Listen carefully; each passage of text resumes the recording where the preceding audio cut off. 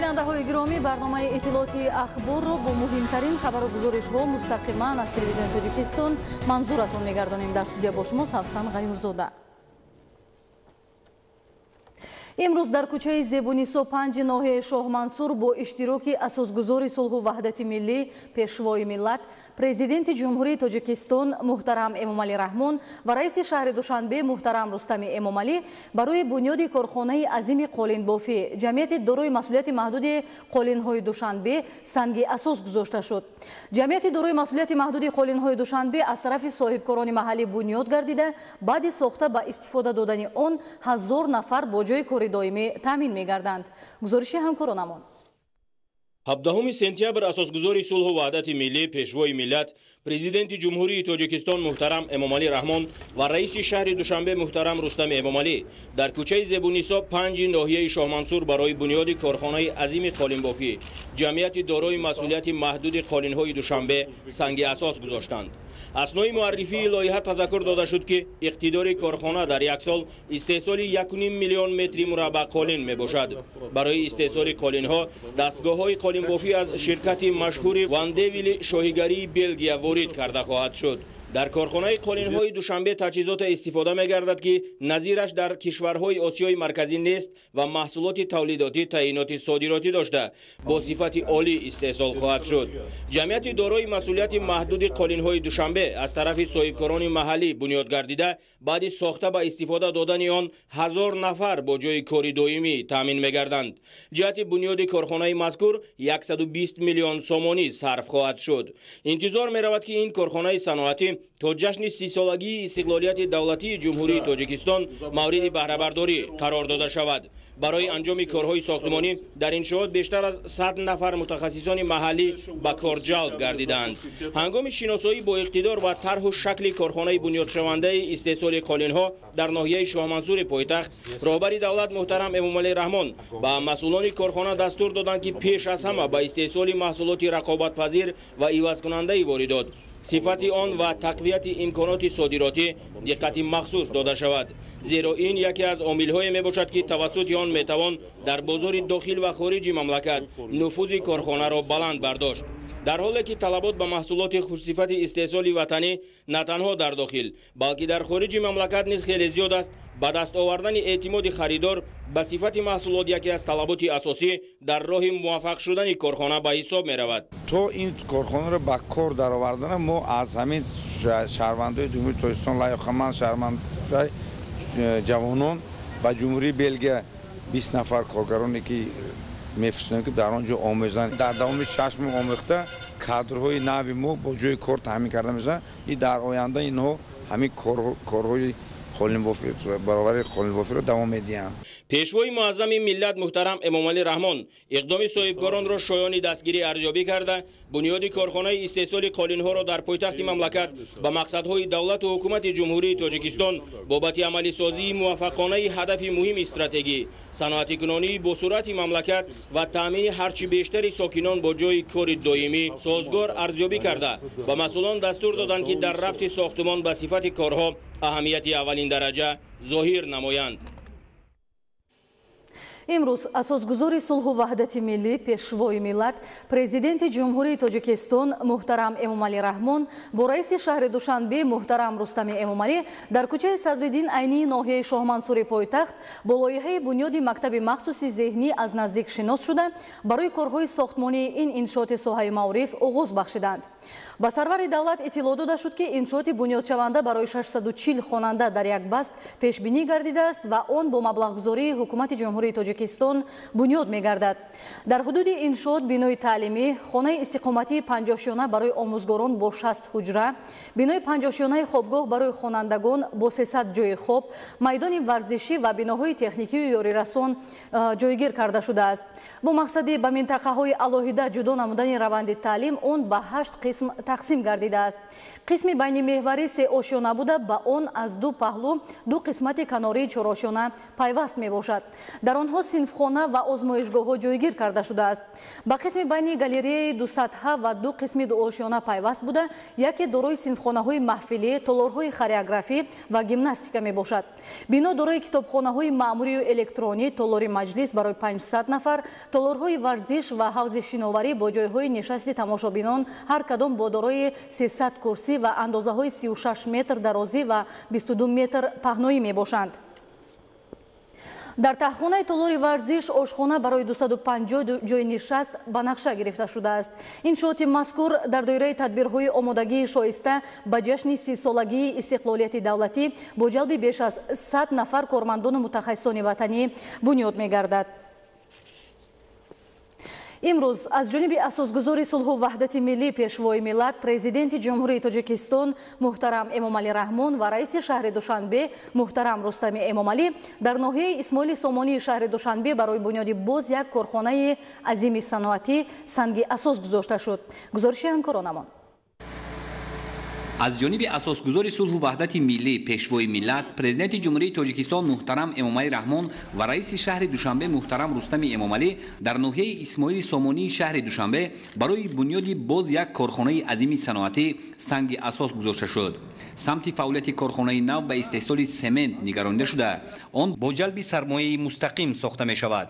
дар асоси лоиҳа иқтидори корхонаи истеҳсолии ҷамъияти саҳомии пӯшидаи Тоҷиксемент дар як шабонарӯз 3300 ва дар як сол 1.2 миллион тоннаро ташкил медиҳад. дар ин корхона сементи тамғаҳои 400, 500 ва 600 истеҳсол карда мешавад. اینجا سه بلندی ها رو استفاده بوده، تجهیزات رو هم خیلی لایحه کشی کردن که وقتی که نصب کرده می شود نیروی برق استفاده اون استفاده مکانیزم ها خیلی ثمرانک میشه برای اون که همین بلندی ها روی که ریلیف کارخانه جایگیر شده است ما اون رو وقتی هنگام لایحه کشی به اینوبت گرفته بودیم.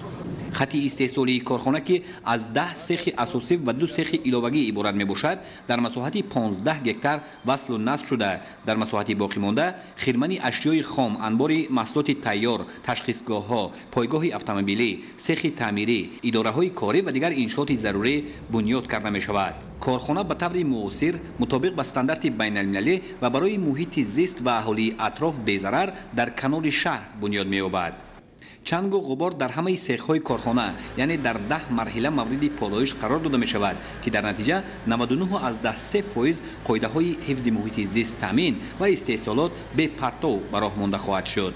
افضلیت این لایحه در اون است که در هر یک مرحله کار تکنولوژی گذاشته شده است که پرتو، چنگ، خاک، چیز صنعتی در همون جای خودش توزیع کرده زینه به زینه تا آخر میرد تا حتی وقتی بار کردن همین سمنت خالته ها بایم چنگ میشه جمع کرده گشته را وای بعد الیواتور بونکر بر جمع کرده با استفاده میبرن عموما بیرون چیزی وای زیادی نمیپرتیم تا حتی خاکستری تیز این خاکستری خودی همین زوادان گشته را در تکنولوژی استفاده میکنیم برای همین افضلیت این تکنولوژی نهایت زیاد است. طلبات ما هم جناب والی هم گفتن ما باید 100% توزیع کنید حرکت میکنیم هم تکنولوژی نوترین استفاده بریم. ضمن معرفی لایحه با پرزیدنت مملکت محترم امامعلی رحمان اطلاع داده شد که کارهای ساختمانی و وصل و نصب دستگاه و تجهیزات استحصالی در انشاءات 1.5 سال ادامه می‌یابد و در این دوره 1500 نفر شهروندان مملکت خاصه ساختمانچیان با جای کار تامین می‌شوند. بعدی با استفاده دادن کارخانه 600 جای کار دائمی تأسیس می‌یابد. آهکسنگ، مگنتیت، گچ و خاک در مجموع اشیای خام برای استحصال سمنت در این کارخانه از حساب ذخیره‌های طبیعی وطنی از جمله کان‌های دره خرنگان دسترس کرده می‌شود. محصولات اشیای خام خودی همین جمهوری خودمون استفاده می‌بریم که در مسافه 16 تا 24 کیلومتر جایگیر شده است با واسطه تکنیک و با واسطه روحی تنابی و تا زواد توجیکسمنت کشیده می‌شود. تکنولوژی استحصالی کارخانه جمعیت سهامی پوشیده توجیکسمنت با اجازه‌نامه یکی از بانفوذترین شرکت‌های استحصالی جمهوری فدرالی آلمان در جمهوری مردمی چین استحصال کرده شده است. از بس که جمهوری ما در موقع جایگیر شده است که کوهسار بسیار هست و آبهای ذخیره طبیعی زیاد است. مقدار زیادی نیروگاه‌های آبی برقی ساخته ایستادیم و من بعد می‌سازیم. طلبات با سمنت صفتش بلندی مارکه 400 600 خیلی زیاد است. بغیر از این محصولاتی که استحصال میکنیم ما حساب کتاب‌های پیشکی داریم به خارج نیز برآورده می شود. ما اینجا تشخیصگاه داریم از روی هر یک قسمتی اون رو گرفته در لابراتوار سنجیده تشخیصگاه بعد استحصال دوام میدیم که همون صفت نگاه داریم. بنیادی باز یک کارخانه نوی صنعتی در پایتخت مملکت شهر دوشنبه برای عملی نمودن هدف چهارم ملی صنعتی کنونی با سرعت کشور زمینه استوار خواهد گذاشت. بعد پورا به کار درآمدن کارخانه نو، کارخانه حاضره سمنت که سالهای دراز کار کرده و فرسوده شده است و به محیط زیست شهر تاثیر می‌رساند، فعالیتش پورا منع کرده می‌شود. سروری دولت محترم امامعلی رحمان انجام با صفت کارهای ساختمانی برای ماندن استحصال سمنت بلند صفت و در بازار جهانی رقابت پذیر را مهم شمرده در این سمت به مسئولان دستور و هدایت‌های مشخص دادند. имрӯз асосгузори сулҳу ваҳдати миллӣ пешвои миллат президенти ҷумҳурии тоҷикистон муҳтарам эмомалӣ раҳмон ва раиси шаҳри душанбе муҳтарам рустами эмомалӣ дар маҳаллаи чортепаи ноҳияи синои шаҳри душанбе бо гузоштани санги асос ба бунёди корхонаи истеҳсоли қубурҳои шишапластикии композит ТА оғози расмӣ бахшиданд.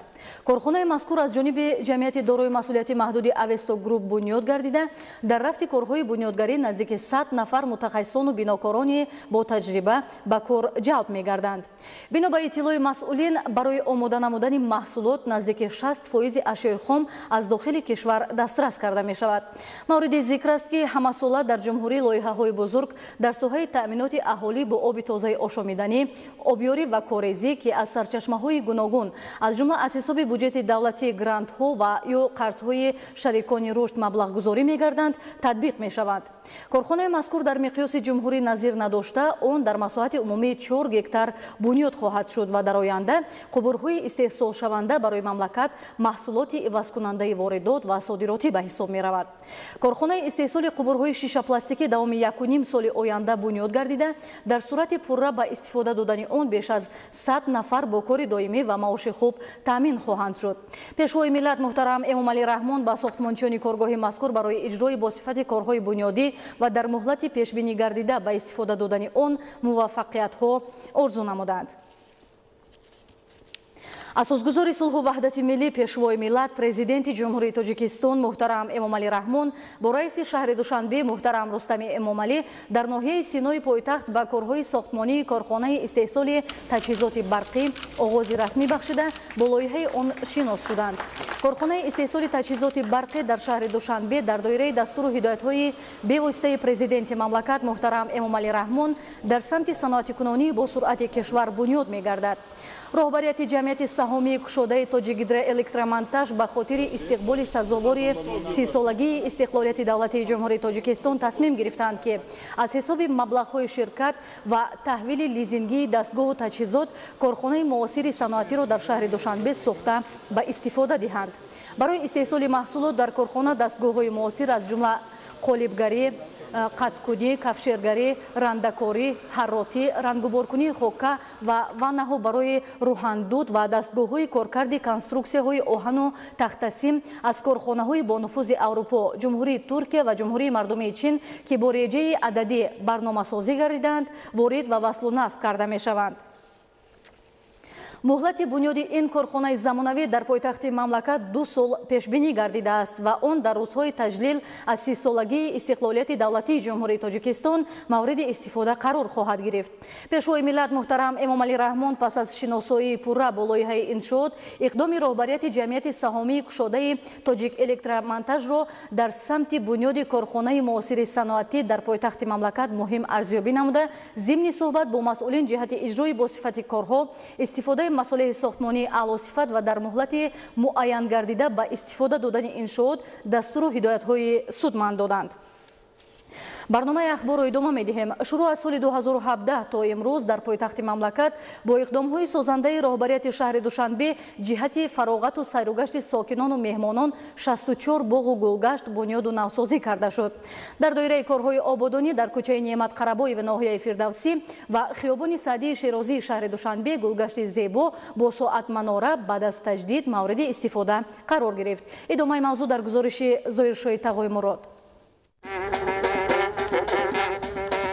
бунёди соатманораи бо ҳашамат дар кӯчаи Неъмат Қарабоеви ноҳияи Фирдавсии шаҳри Душанбе ки идомаи татбиқи бомароми иқдомҳои созандаи роҳбарияти шаҳри Душанбе мебошад, дар муҳлати кӯтоҳ аз ҷониби Палатаи ҳисоби ҷумҳурии Тоҷикистон пурра таҷдид гардида мавриди истифода қарор гирифт.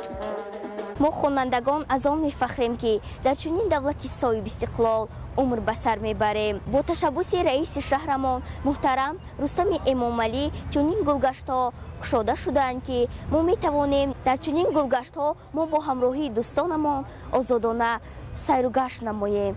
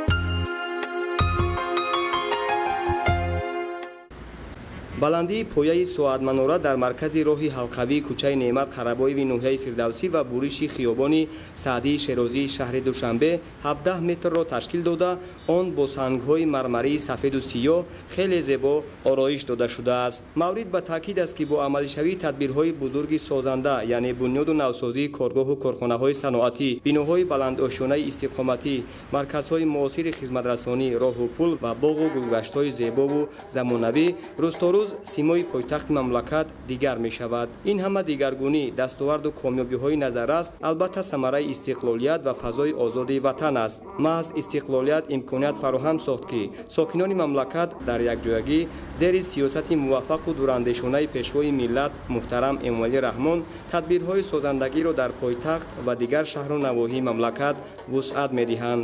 намояндагони мақомоти иҷроияи ҳокимияти давлатии шаҳри Душанбе ва Палатаи ҳисоби ҷумҳурии Тоҷикистон бунёди соатманора ва гулгашти зеборо дар ин мавзеъ барои истироҳату фароғати сокинону меҳмонон муҳим арзёбӣ карда таъкид намуданд ки то охири соли ҷорӣ дар ҳудуди 4 ноҳияи шаҳри Душанбе боз 5 гулгашти дигар бунёду навсозӣ мегардад. масоҳати умумии замини мавзеи соатманора 4480 метри мураббаъро ташкил дода аз рӯи тарҳ гирду атрофи он сабзкорӣ ва гулу дарахтони ҳамешасабз шинонида шудааст. имрӯз дар вазъияти тантанавӣ соат бо таҳкурсе насб намуданд ки пояи он аз сангҳои мармарии сафеду сиёҳ ва бо зарҳал ороиш дода шудааст ки мавриди истифода қарор дода шуд. таъкид кардан ба маврид аст ки бо дастгириҳои роҳбарияти шаҳри Душанбе кӯчаи Неъмат Қарабоеви ноҳияи Фирдавсии пойтахт бо бунёди гулгаштҳои зебо, соатманора ва таъмири роҳҳои асосӣ ободу зебо гардида барои сайругашти шабонарӯзии сокинону меҳмонон макони мусоиди истироҳату фароғат маҳсуб меёбад. дар доираи корҳои ободонӣ минбаъд иқдомҳои созанда дар дигар кӯчаву хиёбонҳои шаҳри Душанбе идома дода мешавад. Зоиршои Тағои Мурод, Маъруфи Абдулло, Душанбе, ахбор. امروز اساسگزار صلح و وحدت ملی پیشوای ملت پرزیدنت جمهوری تاجیکستان محترم امامعلی رحمون و رئیس شهر دوشنبه محترم رستم امامعلی به کارخانه نو کارکرد سنگ در شهر دوشنبه جمعیت دارای مسئولیت محدود زیرکون تشریف آوردند. پرزیدنت جمهوری تاجیکستان محترم امامعلی رحمون با برداشتن پرده از روی لوحه رمزی به فعالیت کارخانه نو کارکرد سنگ در جمهوری تاجیکستان آغاز رسمی بخشیدند. طور اطلاع داده شد کارخانه مذکور در مقیاس مملکت کلانترین کارخانه کارکرد سنگ به شمار رفته از 6 خط استحصالی مجهز با تکنیک و تجهیزات و دستگاه‌های معاصر عبارت میباشد.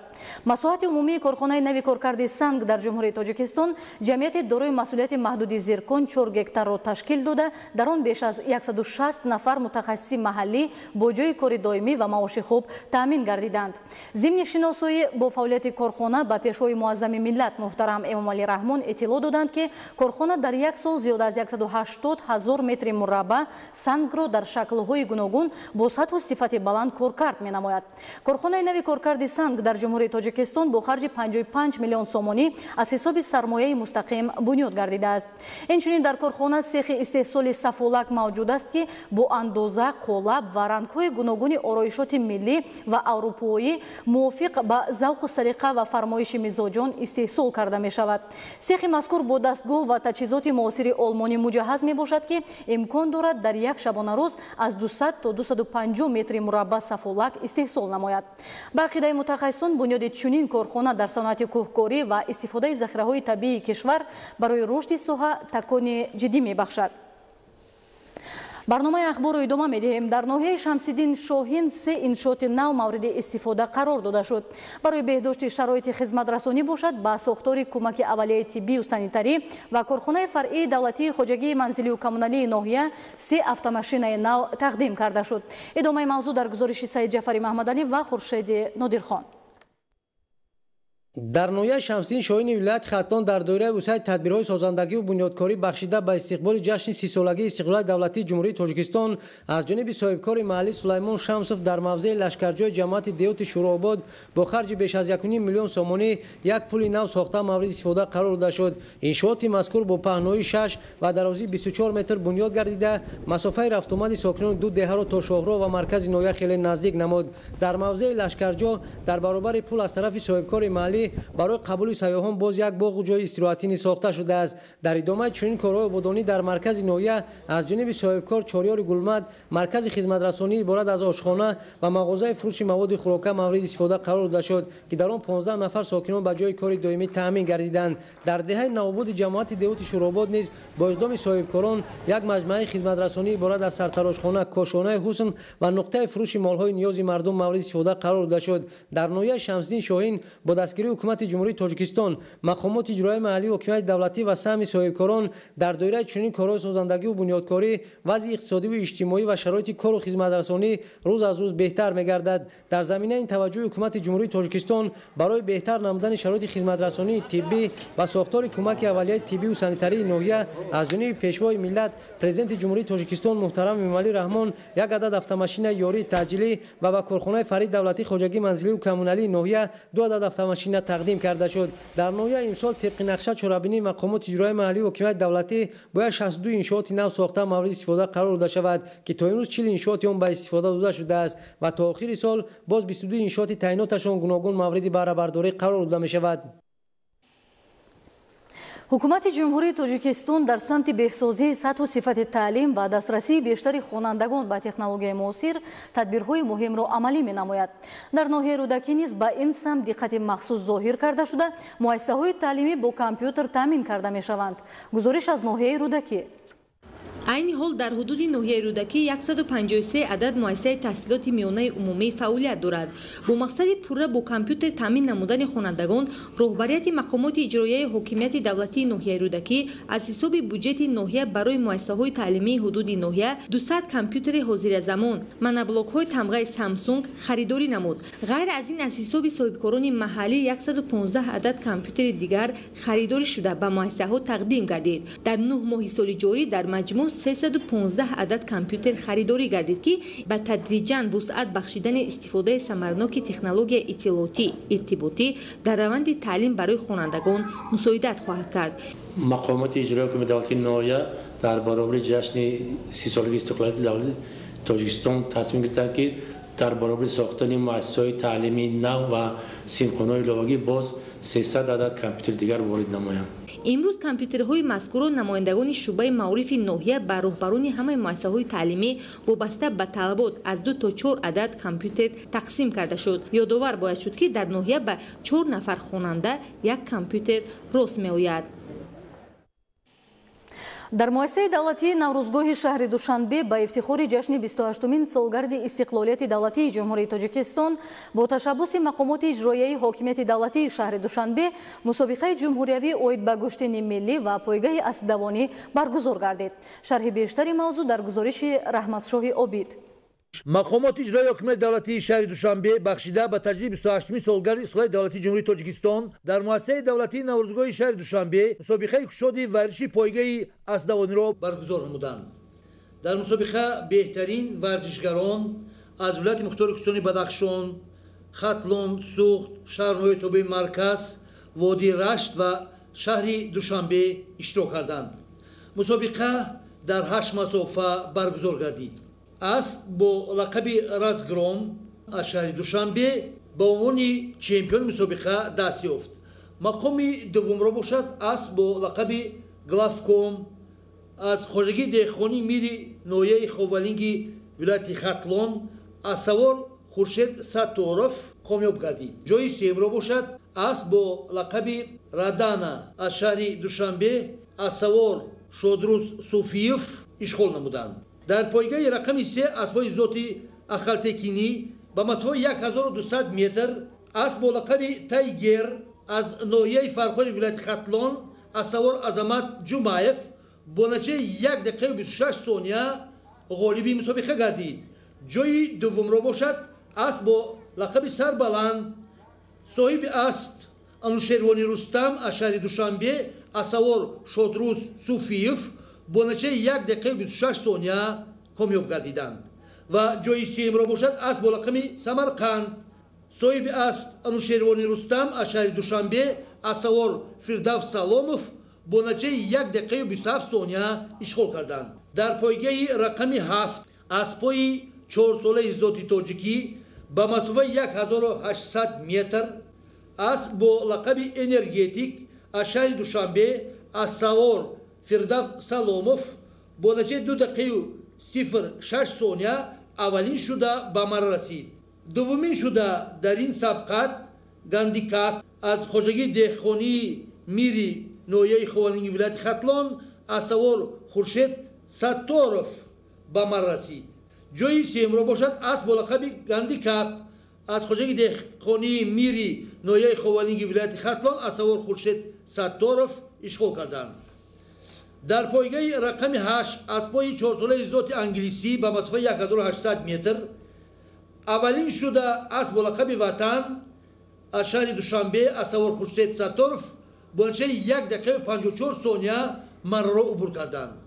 دومین شده با مرا اسب با لقب شرق صاحب اسب انوشیروانی رستم از سوار فردوس سلاموف با نتیجه 1 دقیقه و 55 ثانیه مرا را عبور کردند و سومین شده با مرا اسب با لقب وکساید از سوار اسلام همراه قلف با نتیجه 1 دقیقه و 56 ثانیه اشغال نمودند. در دوره سلسله چرابینی‌های فرهنگی ورزشی بخشیده به افتخار جشن 28مین سالگرد استقلال دولتی جمهوری تاجیکستان با تشبث مقامات اجرایی حکومت دولتی شهر دوشنبه در همکاری با کمیته کار با جوانان و ورزشی نزد حکومت جمهوری تاجیکستان در مؤسسه دولتی نوروزگاه پایتخت مسابقه جمهوری اوید به گشتین ملی گشتینگیری برگزار گردید. در مسابقه امساله در حضور بیش از 20000 مخلصان 121 نفر پهلوانان ممتاز در هیئت 10 دسته از روی 4 درجه وزن 65 80 90 و جمع 90 کیلو طولی بیش از 5 ساعت با هم زورآزمایی کردند.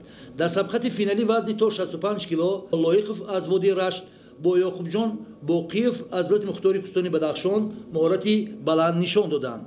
در این سبقت نماینده وادی رشت لایقف با گرفتن مدال طلا مکافات مالیوی و عنوان عالی چمپیون تاجیکستان سرفراز گردید.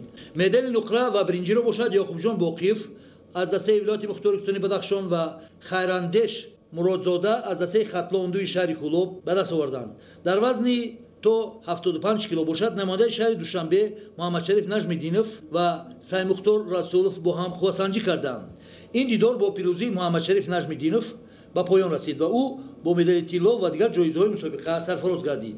мақоми дуввумро бошад Саймухтор Расулов аз шаҳри Душанбе ва ҷои сеюм насиби Азамат Буронов аз дастаи шаҳрноҳии Тоби марказ гардид. дар вазни 90 кило паҳлвони шаҳри Душанбе Ҷамолиддин Саймухторов ҳарифашро пеш аз муҳлат Ҳақназар Назаровро ба ғалаба табрик кард. зиноҳои дуввум сеюмро бошад Ҳақназар Назаров ва Улуғбек Раҳимов ҳарду ҳам аз дастаи шаҳрноҳии Тоби марказ ба даст оварданд. дар хувозмоҳии марказии мусобиқа дар вазни ҷамъи 90 кило ба ду паҳлавони маъруфи мамлакат Шикар Муҳаммад Мирмуҳаммадов аз дастаи вилояти мухтори Кӯстони Бадахшон ва Саҷалол Саидов аз шаҳри Душанбе ҳарду ҳам устодони варзиши дараҷаи байналмилалии иштирокчии чемпионати ҷаҳони ҷудо Токио 2019 ва мусобиқаҳои ҷаҳонӣ мебошанд вохӯрданд. дар ин сабқа бахти Шикар Муҳаммад Мирмуҳаммадов аз тими вилояти мухтори Кӯстони Бадахшон хеле барвақт тулӯ кард. хуршед барояш хандиду дар ин сабқати асосии мусобиқа ғалаба кард ва бо шоҳҷоизаи ин мусобиқот автомашини сабукрав шарафёб гардид. ҷоизаҳои дуввуму сеюмро бошад Сайҷалол Саидов ва Муҳаммад Фарҳодов аз шаҳри Душанбе бо ҳам диданд.